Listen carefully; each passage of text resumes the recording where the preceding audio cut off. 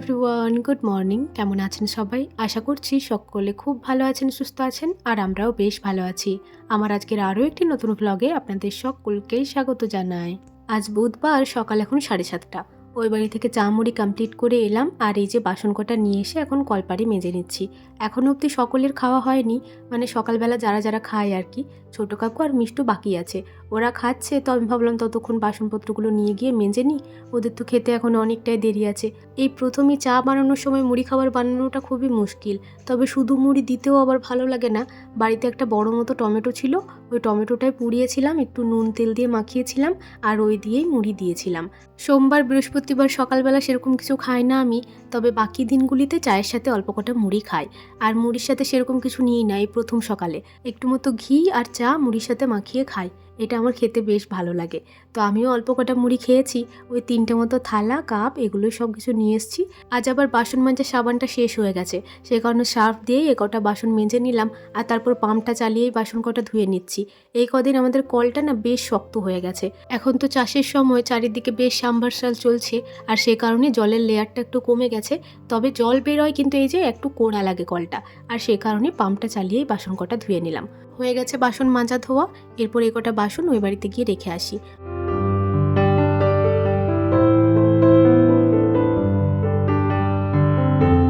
প্রত্যেক দিনই মনে মনে করি যে সকালবেলা একবার গাছগুলোতে জল দেব, তবে কাজের চাপে আর সময় করে উঠতে পারি না।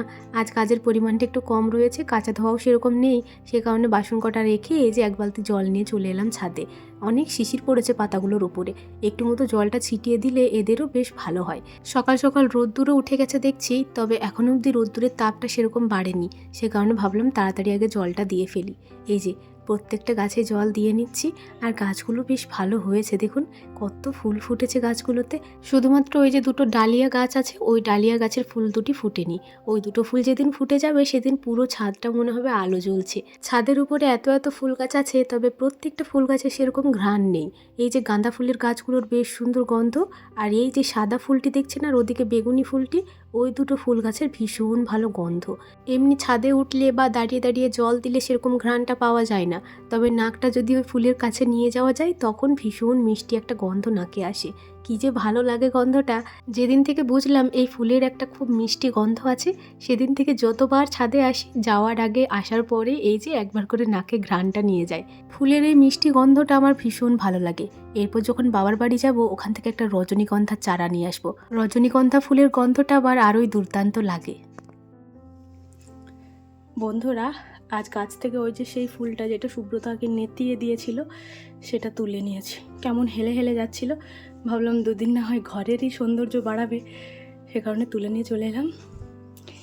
এই যে এখানটাতে থাকবে, কি সুন্দর লাগছে না? এখানেই থাকো। পিপিলিকা পিপিলিকা তুমি কোথেকে এলে? চলো, এটা এখানেই থাক, কি ভালো লাগছে না দেখতে। ফুলের আসল সৌন্দর্য তো গাছেই, তবে সেই ফুলকে যদি ঘরেতে এনে রাখা হয়, সেখানেও কিন্তু কোনো অংশে খারাপ লাগে না, ভীষণ ভালো লাগে দেখতে। তো ওই ফুলটা আমার নিয়ে আসার একটাই কারণ, ওই যে সুব্রত একটু নেতিয়ে দিয়েছিল, কেমন কেমন হয়ে যাচ্ছিল, ভাবলাম ঘরেতে না হয় 2 দিন রাখি, একটু ভালো লাগবে, সে কারণেই মূলত ফুলটা তুলে আনা। নয়তো এত স্বাদের ফুল গাছ থেকে তুলতে ভীষণ কষ্ট লাগে আমার। যাই হোক, নিচেতে এসে ফুলটি রেখে দিলাম, আর তারপর দেখুন বিছানাটা গুছিয়ে নিয়েছি, আমার রুমটা আর কাকাবাবুর রুমটা ঝাড় দিয়ে নিয়েছি, আর তারপর এখন কাঠির ঝাঁটাটাই করে এই যে বারান্দাটা ঝাড় দিয়ে নিচ্ছি। কয়েকদিন ধরেই তো ছাদের উপরে ধান মেলা হচ্ছে, এখনও অবশ্য ধানের পরব শেষ হয়নি, বেশ কিছু ধান এখনও সেদ্ধ করতে বাকি আছে। ওই কয়েকদিনের ধান তোলা নামাতে, আর তার উপর বেশ কয়েকদিন ধানগুলো নামিয়েও রেখেছিল সিঁড়িটাতে, সে করে না বেশ অনেক ধানের কুটোগুলো পড়েছে, আর ভীষণ পরিমাণে নোংরা লাগছে। এমনিতেও বেশ অনেক দিন ছাড় দেওয়া হয়নি ছাদের সিঁড়িগুলো, সে কারণে আজ ভাবলাম সিঁড়িগুলোকেও না হয় একটু ভালো করে পরিষ্কার করে দেবো। এই সিঁড়ির গোড়াতে যে ধানের বস্তাগুলো ছিল, সেগুলো নিচেতে নামিয়ে নিয়েছে। এই সময় সিঁড়িগুলো বেশ ফাঁকা রয়েছে, এই কয়েকটা মতো জিনিস রয়েছে যেগুলো তুলে তুলে একটু ঝাড় দিয়ে নেওয়া যাবে। বস্তাগুলো থাকলে এত ভারী বস্তা তুলে ঝাড় দেওয়াটা সম্ভব হয় না, আর তার উপর সিঁড়ির এই পাশের দেওয়ালটা তো নেই, আর সে কারণে সিঁড়িতে জিনিসপত্র থাকলে আবার ওদিকে পেরোনাটাও মুশকিল হয়ে পড়ে। যাই হোক, এদিকে দেখুন জিনিসপত্র তো নিচের ওখানটাতে কয়েকটা রয়েছে, ওগুলোর মধ্যে জামা কাপড়ের এই ঝুড়িটা তুলে দিলাম, ওই জিনিসগুলো ওখানেই থাক, ওগুলো তুলে তুলে ঝাড় দিয়ে নেব। এখন একবার সুন্দর করে ঝাড় দিয়ে দিই, তারপর আবার যখন পুরোপুরি ধান সেদ্ধ করা হয়ে যাবে, ধান শুকানো হয়ে যাবে তখন একবার পুরো ছাদ সিঁড়ি সব কিছুই ভালো করে ঝাড় দিয়ে দেবো। এই ধানের পরবটা একবার শেষ হয়ে গেলে ছাদ সিঁড়ি আর সেরকমভাবে নোংরা হবে না। যাই হোক, এই যে পাশের বস্তাগুলো রয়েছে এখানে সেরকম কোনো জিনিসপত্র নেই। একটা বস্তাতে খড়ি মাটি রয়েছে, আরেকটা বস্তাতে মনে হয় ঘুঁটে আছে, যাই হোক বটে আমার মনে নেই এখন। তো ওই জিনিসগুলো একটু সরিয়ে সরিয়ে ঝাড় দিয়ে নিলাম। কত ধানের উকো বেরিয়েছে দেখুন। আর এই যে এদিকে ত্রিপলটাও সরিয়ে নিলাম, এখানটাতেও বেশ নোংরা হয়েছে। এই কোনায় কোনায় নোংরা জমে থাকে বলেই এদিকটা দেখতে খারাপ লাগে। নয়তো এমনি দেওয়াল প্লাস্টার করা থাক বা না থাক, যদি পরিষ্কার পরিচ্ছন্ন থাকে তাহলেই যেন দেখতে ভালো লাগে। এই যে এই জায়গাটা বেশ ভালো করেই পরিষ্কার হয়ে গেছে। এরপর দেখতে কি ভালো লাগছে দেখুন। ওপর পাশে সিঁড়িটা ঝাড় দিয়ে পরিষ্কার করা হলো। এরপর এই যে নিচের দিকে সিঁড়িটা ঝাড় দিয়ে নিচ্ছি। এই সিঁড়িতেও বেশ পাশে পাশে জিনিসপত্র রয়েছে, সেগুলোই তুলে তুলে ঝাড় দিয়ে নেব। যে কটা জিনিসের প্রয়োজন ও কটা রাখলাম, বাকিগুলো ফেলে দিয়েছি। আর তারপর দেখুন সিঁড়িগুলো এখন বেশ পরিষ্কার লাগছে, মানে অনেক জিনিসপত্রে বোঝাই ছিল একদম। অবশ্য কালকে আবার হয়ে যাবে, জামা কাপড়ে বোঝাই হয়ে যাবে। ওই যে কাচাকুচির জামা কাপড়গুলো এখানে টুকটাক করে রাখা হয়, আর সেই কারণেই সিঁড়িটা একটু ভর্তি ভর্তি লাগে। এই যে সমস্ত নোংরাগুলো বার করে দিয়েছি। এরপর এই বারান্দার যে অর্ধেকটা মতো ঝাড় দিয়েছিলাম আর অর্ধেকটা মতো বাকি ছিল, ওই অর্ধেকটা ঝাড় দিয়ে নেব। এই ঝাড় দেওয়ার কাজ করতে গেলে একটাই আমার বদ অভ্যাস, কখনোই আমি মাস্ক কিংবা মাথার উপরে একটা গামছা আরে কিচ্ছু বাঁধি না। আর সে কারণে হাঁচি দিয়ে দিয়েই কাজকর্মগুলো করি। প্রত্যেকবার ভাবি একটা মাস্ক কিংবা গামছা দিয়ে নাকটা বেঁধে নেব, তবে ওই যে ভুলে যাই। যখন ঝাড় দিই তখন মনে পড়ে, তখন মনে হয় থাকতো এইটুকু ঝাড় দিয়ে দিই, তারপর আবার পরে হাত পা ধুয়ে নেব ভালো করে। যাই হোক, এই যে নোংরাগুলো সমস্তটাই বাইরে নিয়ে এলাম। মা আবার এখানে ধান পাছুড়ছে। এই যে 3 বস্তা মতো ধান দেখছেন, এগুলো পাছুড়বে। এই 3 বস্তা সেদ্ধ হয়ে গেলেই ধান সেদ্ধ আমাদের কমপ্লিট হয়ে যাবে। এগুলো মুড়ির ধান।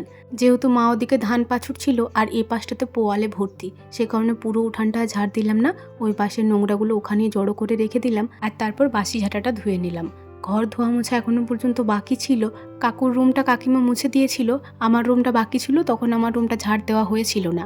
আর এই যে বারান্দার কাজটাও মুছতে বারণ করেছিলাম। ছাদের সিঁড়িগুলো ঝাড় দেবো তো, আর ছাদের সিঁড়ি থেকে কত নোংরা বেরোলো আপনারা তো দেখলেনই। এই জায়গাটা যদি ভিজে থাকে, এদিক দিয়ে যখন নোংরাগুলো বের করব তখন এখানেই নোংরাগুলো ছিটিয়ে যায়। সে কারণে এই জায়গাটাও মুছতে বারণ করেছিলাম। আর এই যে এখন ঝাড় দেওয়া হয়ে যাওয়ার পরে আমার রুমটা মুছে নিলাম, আর এই সিঁড়িগুলো একটু ধোয়া মোছা করে নিচ্ছি। এই জায়গাটাতে শান দেওয়া নেই বলে জায়গাটা মুছতেও বেশ অসুবিধা লাগে। এই যে খচখচে জায়গাটা অনেকবার ধরে ধুতে হয়, আর এদিকটা নোংরাও বেরোয় ভীষণ পরিমাণে। পুরো জলটা একদম কালো হয়ে গেছে। এই যে কাপড়টাও দেখুন একদম কালো মতো হয়ে গেছে। চলুন জলটা ফেলে দিই। সকালের বাসি কাজ তো হলো, তবে এখনও পর্যন্ত মুড়ি খাবার সেরকম কিছু বানাইনি। আজ বাঁধাকপির তরকারিও হবে, তো বাঁধাকপিটা কেটে দিলাম। আর এই যে 2টো মতো আলুও কেটে নিয়েছি। আজ মুড়ির সাথে খাওয়ার জন্য একটু নুন ঝাল করে আলু ভাজা ভাজবো। চলুন এটা তাড়াতাড়ি গিয়ে ভেজে নিই। আলুটা ভাজার পর বেশ কিছুক্ষণ বসেই ছিলাম। মায়ের ধান পাছুটা হলো, তারপর মা গিয়ে খাবারটা দিল। আর এই যে খাওয়া দাওয়া করে এখন বাসন কটা ধুয়ে মেজে নিয়ে যাচ্ছি ওই ধারের বাড়ি। এরপর যাবো স্নান করতে। কাকিমা ওদিকে রান্নাও বসিয়ে দিয়েছে, এই যে ওই জন্য বাকিটা দিয়েছে। চলুন তাড়াতাড়ি বাসন কটা রেখে দিই। আজ স্নানের সময় সেরকম কাঁচা ধোয়া করিনি, সে কারণে বেশ তাড়াতাড়ি স্নান করা হয়ে গেছে। আমার স্নান করা হয়েছে, তারপর ঠাকুমা গেছে স্নান করতে। আর এই যে স্নানের পরে জামা কাপড় ভিজে যে কটা ছিল ওগুলো নিয়ে চলে এলাম ছাদে। এখন ছাদেই মিলে দেবো। ছাদে ভীষণ সুন্দর রোদ্দুর আছে জানেন। এই যে মিলে দিলাম, 12টার সময় যখন রান্না বান্না শেষ করে আসবো তখনই দেখবো এগুলো শুকিয়ে গেছে। স্নানের পর জবটাও সেরে নিয়েছি। চলুন এরপর ওই ধারের বাড়ি যাই। এই বাড়ি এসেই দেখছি কাকিমার ভাত নামানো হয়ে গেছে। আজ দিয়েছিল, আজটাও চলে এসছে। তো এই বাড়ি আসার সাথে সাথেই এই যে রান্না বসিয়ে দিয়েছি। আজ চচ্চড়ি হবে আর হবে বাঁধাকপির তরকারি। বাঁধাকপির তরকারিটা আজ নিরামিষভাবেই হবে, চচ্চড়িটাও অবশ্য নিরামিষ। তবে এই চচ্চড়িটা আঁচের উনানটাতেই হচ্ছে। একটু আগে এই আঁচের উনানে ভাত রান্নাও হয়েছিল, আর সে কারণেই এই উনানে চচ্চড়িটা হবে। আর বাঁধাকপিটা কিন্তু অন্য উনানে করব, মানে ওই যে পাশে কাঠের উনানটা আছে। কেন এরকম দুরকমভাবে রান্নাবান্না করছি সেটা একটু পরে বলছি। তার আগে দেখুন এদিকে চচ্চড়ির যে ডাটাগুলো ছিল, তারপরে আলু, মূলো, বাঁধাকপির ডাটা, ওগুলো সমস্তটাই ভেজে নিয়েছি। তারপর দিয়ে দিলাম বেগুনগুলো। বেগুনটাও হালকা নাড়াচাড়া করে এই যে ঢাকা চাপা দিয়েছিলাম, ঢাকা চাপা দিয়ে এখন বেগুনের কালারটা হালকা চেঞ্জ হয়ে গেছে। এই সময় একটু কমেও গেছে তরকারিটা। এই সময়তে দিয়ে দেবো এই যে হলুদ আর লবণ। বেশ অনেকটাই হলুদও দিলাম, আর দিলাম 1 চামচ মতো লবণ। এই লবণ হলুদ এরপর এই সবজিগুলোর সাথে বেশ ভালো করে মাখিয়ে নেব। এই চচ্চড়ি রান্নার পদ্ধতিটা ভীষণ সহজ, আর এটা আমার শ্বশুরবাড়ির সকলেই ভীষণ পছন্দ করে। শুধু আমাদের বাড়ি বলে নয়, এই গ্রামের মানুষজন সকলেই এটা ভীষণ পছন্দ করে। হ্যাঁ, 2-1 জন অবশ্য আছে, যেমন আমাদের বাড়িতে রয়েছে আমি আর মিষ্টু। সেরকম অন্যের বাড়িতেও থাকতে পারে 1-2 জন, যাদের হয়তো এই রান্নাটা খুব একটা ভালো লাগে না। তবে আমাদের বাড়ির অধিকাংশ সদস্যই এটা খেতে ভীষণ ভালোবাসে। আমার হাজব্যান্ড তো এটা পেলে একদম পাগল। ও বলবে এই দিয়েই আমি ভাত খেয়ে নেব। যাই হোক, মশলা মাখিয়ে মানে নুন হলুদ মাখিয়ে সবজিগুলো ভালো করে ভেজে দিয়েছি। এই সময় কড়াইয়ের গায়ে লেগে লেগে যাচ্ছিল। এই সময় এই যে সর্ষে বাটাটা দিয়ে দিলাম, আর সাথে দিয়ে দিলাম 3 বাটি মতো জল। আর জল দেবো না, এই জলেই তরকারিটা রান্না হয়ে যাবে। এই যে ভালো করে জড়ো করে এখন ঢাকা দিয়ে দিলাম। এটা ফুটতে থাকুক, মানে ভালোভাবে সেদ্ধ হতে থাকুক। কাকিমাকে বললাম এদিকে কাঠের উনুনটা জ্বালিয়ে দিতে, এইদিকে আবার অন্য একটা রান্না বসাবো। বাড়িতে কাঠ সেরকম খুব বেশি নেই, ওই 2টো মতো বাতা নিয়ে এসছে কাকিমা। আর এই যে পাতা দিয়েই বাকি রান্নাটা হবে। একটু মতো কেরোসিন তেল একটা ঘুঁটির উপরে দিয়ে এই যে উনুনটা ভালোভাবে জ্বালিয়ে দিয়েছে। কড়াইটা বসিয়ে দিল, এখন আমি বাঁধাকপিটা বসাবো। বাঁধাকপি রান্নাটাই হবে এই উনানে। বাঁধাকপিটা প্রথমে সে কারণেই সেদ্ধ করতে দিচ্ছি। বাঁধাকপির সাথে মটরশুঁটিও আছে, এই মটরশুঁটি বাঁধাকপি একসাথে নুন হলুদ দিয়ে সেদ্ধ করতে দেবো। এরপর বলি আজ 2টো উনানে 2টো কড়াই দিয়ে কেন রান্না করা হচ্ছে। আসলে আজ হচ্ছে পূর্ণিমা, আর পূর্ণিমার দিন ঠাকুমা ভাত আরে কিছু খান না, এমনি মুড়ি রুটি খেয়েই সারাটা দিন পার করেন। তো ঠাকুমা 2 দিন আগেই আমাকে বলেছিল যে অনু আমাকে পরশু দিনকে একটু নিরামিষ বাঁধাকপি রান্না করে দিস তো। সে কারণেই এইভাবে নিরামিষ করা হচ্ছে। ওই যে মশলাগুলো মানে ওই যে কৌটোতে মশলাগুলো আছে ওগুলোতে তো পেঁয়াজ রসুন ঠেকানো আছে, সেই কারণে আলাদা করে মশলাপাতি নিয়েছি একটা থালাতে করে, আর আলাদা উনান আলাদা কড়াই আলাদা খুন্তিতে করে এই যে রান্না বসিয়েছি। এদিকে নুন হলুদ বাঁধাকপি মটরশুঁটি সব দিয়ে দিয়েছি, একটু মতো ওপর থেকে জল ছিটিয়ে দিলাম। এটা এদিকে সেদ্ধ হতে থাকুক। চলুন এই চচ্চড়ির অবস্থাটা কি হয়েছে একবার দেখি। আজ 2 উনানে 2 রকম রান্না, একদিকে আমিষ একদিকে নিরামিষ, সে কারণে হাতও ধুতে হচ্ছে বেশ কয়েকবার ধরে। ওদিক থেকে যখন এদিকে আসছি তখন হাত ধুয়ে আসছি, আবার এদিক থেকে যখন ওদিকে যাচ্ছি তখন হাত ধুয়ে যাচ্ছি। যাই হোক, আঁচের উনানের চচ্চড়িটা দেখছি বেশ ভালোই হয়ে গেছে, জলটাও কমে গেছে, নিচেতে লেগে লেগে যাচ্ছিল। তো এই সময় দিয়ে দিলাম গুড়টা। এই তরকারিতে গুড় দিলে বেশ ভালো লাগে খেতে, মানে এই চচ্চড়িটাতে গুড়টা দিলে একটু স্বাদটা ভালো লাগে। তো গুড় দিয়ে ওই দিকটা একটু মাখিয়ে রেখে দিলাম, আরও জলটা কমুক তারপরে নামাবো। ততক্ষণ এই যে একটা বাটি নিয়ে এলাম, যে বাটিটাই করে নামাবো। আর এদিকে পাতাও দিয়ে দিলাম কয়েকটা, এখন ঝালটা জ্বলুক। কাকিমা এদিকে কলার ছাল বাটা করবে, সেটারই ব্যবস্থা করছে। আমি চচ্চড়ি আর বাঁধাকপিটা নামিয়ে নেব, তারপর কাকিমা কলার ছাল বাটা আর ডালটা করে নেবেন। চচ্চড়িটা হয়ে গেছে, এরপর নামাবো। তো কাকিমাকে বললাম একটু চেখে দেখতে আর কি লাগবে একটু বলতে। কাকিমা বলছে ভালোই হয়েছে, তবে ভাতের সাথে আরেকটু মতো লবণ দিয়ে দাও। তো এই যে আরেকটু মতো লবণ দিলাম। এরপর চলুন তরকারিটা নামিয়ে দিই। কড়াইয়ে দেখুন বেশ লেগে লেগে যাচ্ছে, আর এই তরকারিটা যত লাগা লাগা হয় ততই ভালো লাগে খেতে।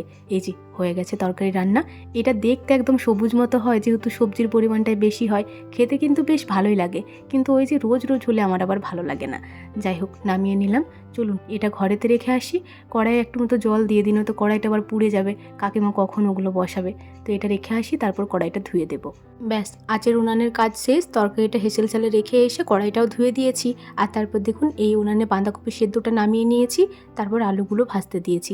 আলুগুলো এই সময় প্রায় সেদ্ধ হয়ে গেছে, আর একটু মতো ভাজি। এই যে কালারটা যখন চেঞ্জ হয়ে গেছে সেই সময় নামিয়ে নিচ্ছি।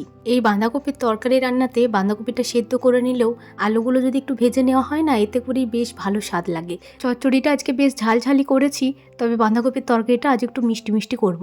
ঠাকুমা বলেছিল খুব বেশি ঝাল দিস না, একটু মিষ্টি মিষ্টি করিস তো, তাহলে বেশ ভালো লাগবে খেতে। তো সে কারণে এটা মিষ্টি মিষ্টি করে করব। এই যে দেখুন 5 ফোড়ন আর লঙ্কা ফোড়ন দিয়েছি, আর তারপরে আদাটা দিয়ে দিলাম। আদাটা গ্রেট করা হয়েছে, যেহেতু শিলটা তো ধোয়া নেই সেজন্য গ্রেট করে দিয়েছে। ওই আদাটা হালকা মতো ভেজে এখন দিয়ে দিলাম টমেটো। একদম নিরামিষভাবে বানাবো। কাঁচা লঙ্কাও দিয়েছি 2টো মতো। এরপর তেলের সাথে একটু ভালো করে সব কিছু ভেজে নেব, আর তারপর দিয়ে দেবো পরিমাণ মতো হলুদ আর পরিমাণ মতো লবণ। লবণটা দিয়ে দিলে এই টমেটোটাও বেশ তাড়াতাড়ি গলে যাবে। তবে যেহেতু আদাটা দেওয়া আছে, লবণ হলুদ দেওয়ার পরে একটু মতো জলও দিয়ে দেবো, নয়তো কি বলুন তো আদাটা বেশি পুড়ে পুড়ে যাবে। এই যে হালকা হালকা টমেটোটা গলতে শুরু করেছিল, সেই সময়তে দিয়ে দিলাম অল্প একটু জল। এরপর টমেটোটা গোলা অবধি এটা ভালো করে একটু কষিয়ে নেব। এই পাতার জালে রান্না করার একটা সমস্যা আছে, একবার উনানটা নিমে গেলেই যে এত ধোয়া হবে যে কি বলবো।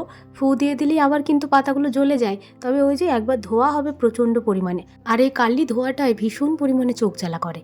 মশলা কষানো হয়ে গেছে, আর তারপর দেখুন বাঁধাকপিটা অল্প অল্প করে দিয়ে ভালো করে মাখিয়ে নিচ্ছি। প্রথমে অর্ধেকটা মতো দিলাম, তারপর মশলার সাথে মাখিয়ে নেওয়ার পরে এই যে আরও অর্ধেকটা দিয়ে দিচ্ছি। পুরো বাঁধাকপিটাই দেওয়া হয়ে গেছে, এরপর এটা ভালো করে মাখিয়ে নেব। কাঠের জালে রান্নার মতো সুখ কোথাও নেই, তবে পাতার জালে রান্না করা ভীষণ কঠিন কাজ। এই যে পাতাগুলো যখন দিচ্ছি হুঁশ হুঁশ করে এমন জাল জ্বলছে, একেবারেতেই জল কমে যাচ্ছে, সেদ্ধ হতে বাকি রয়ে যাচ্ছে। তবে কাঠের জালে কি মন জালে জালে হয়, আর বেশ ভালো হয় কিন্তু রান্নাটা। এই যে একবার করে উনান নেমে যাচ্ছে, আর এত ধোয়া বেরোচ্ছে। কাকিমাকে বলছি কাকিমা আজ আপনার বেশি অসুবিধা হয়ে যাচ্ছে বলুন, আপনি ওই ধারে রয়েছেন আর এই যে আমি এদিকে ধোয়া করছি শুধু। বলছে কী আর করবে, ওগুলো তো ধোয়া তো হবেই। যাই হোক, বেশ অনেকটা সময় পর এই যে রান্না হয়ে গেছে। ঠাকুমার জন্য আলাদা বাটিতে করে একটু মতো তুলে রাখছি, যেহেতু বাকি রান্নাটা হেসেল সালে থাকবে, বাকিদেরকেও তো দেওয়া হবে, সে কারণে ঠাকুমার জন্য একটু মতো তুলে রাখছি। এটাতে ঠাকুমার দুবেলাকার হয়ে যাবে। আর এই যে বাকি রান্নাটা এখন এই বাটিটার মধ্যে তুলে রাখবো। কাকিমার ওদিকে ডাল রান্নাটা হয়ে গেছে, কলার ছাল বাটাটাও বসিয়েছে। তবে উনানের আঁচটা এই সময় একেবারেই চলে গেছে বলতে পারেন। কলার ছাল বাটাটা ওই যে একদম আস্তে আস্তে ভুট করে ফুটছে।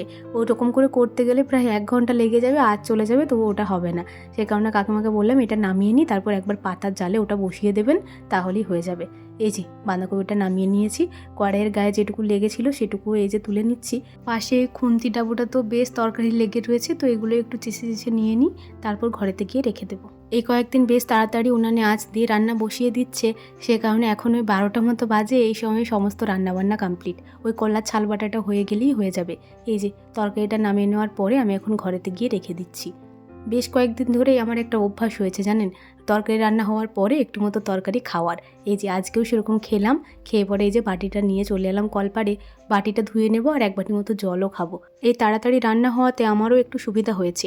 এই যে রান্না যেহেতু হয়ে গেছে, এরপর আমি যাব ভিডিও এডিটের কাজটা একটু করে নেব দুপুরের খাবার খাওয়ার আগেই, তারপরে আবার ভয়েস ওভারটা দেবো। আজকের ভ্লগটি এখানেই শেষ করছি। ব্লগটি কেমন লাগলো অবশ্যই কমেন্টে জানাবেন, ভালো লাগলে একটি লাইক করে দেবেন এবং সাবস্ক্রাইব করে আমার ছোট্ট চ্যানেলটির পাশে থাকবেন। সবাই ভালো থাকবেন, সুস্থ থাকবেন, সাবধানে থাকবেন। দেখা হবে খুব শীঘ্রই পরে কোনো একটি ভ্লগে। আজকের মতো টাটা।